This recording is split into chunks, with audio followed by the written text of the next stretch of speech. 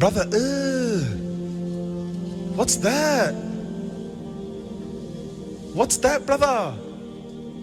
Other than the Eagles collecting what can only be described as the NFL Infinity Stones by signing Saquon Barkley to a 3-year deal last week, Philadelphia has been taking some major L's over the last few days. Meek Mill is at war with the city after allegations came out about him in association with a self-proclaimed bad boy, allegedly. There have been more senseless deaths in the city via gun violence. And the Philadelphia 76ers have literally been taking L's left and right. Since Joel Embiid has gotten injured, the squad has lost 18 out of 26 games. That's about 74%, and currently leaving them 6th in the East, a far cry from where they once were a few months ago. Healthy and gaining momentum with a all but certain back-to-back MVP, with Joel once again leading the way, dropping career highs left and right. And since that time span, we have seen a slightly upper mid basketball team take the court in South Philadelphia, having some good wins, like against New York and Dallas, but some pretty bad losses as well, such as losing to the Grizzlies and Nets.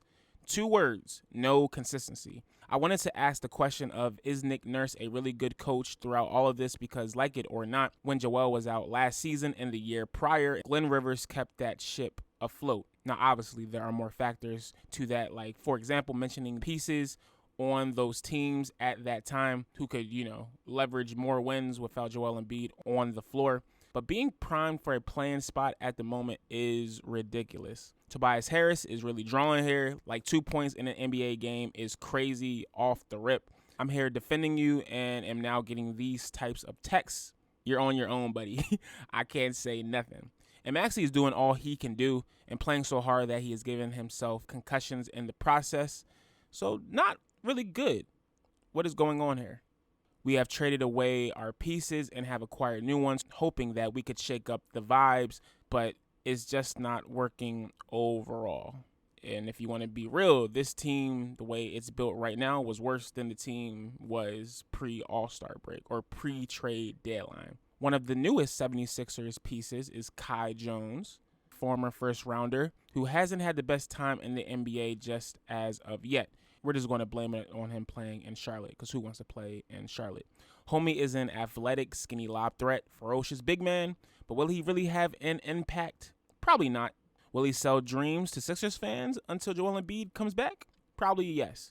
If you look at his G League footage, he's pretty decent, but so was Kenny Lofton, so who the hell knows? But fear not, the only good news I have, if you want to call it that anyway, is that Joel Embiid is scheduled to return to the team at the very least 2 weeks before the season ends, before the postseason begins. Now, to put on my conspiracy and speculation hat, maybe he is fully healthier before that time, and the 76ers organization just wants to optimize their chance of potentially winning a championship by keeping the big fella out until the very last minute, which would make sense. And at this point, why not? He never goes into a playoff fully healthy anyway, so let's try something new. So what is the state of the 76ers? Not particularly good, but not finished just yet. It is quite evident with the close losses we have had against certain mainstay opponents that certain mainstream NBA media has donned the teams of the year to win championships, that this tandem built around a healthy Joel Embiid can do damage. But will they even be able to build chemistry by the time he comes back? Who's to say? Not likely, but really who's to say? Anything can happen. All in all, if you really look at it, the league is wide open for a chip. So putting your healthy superstar against a loaded down, jaded superstar that has been playing the whole season may give you a slight advantage come in a 7-game series. Usually, more times than not, the team with the best player wins.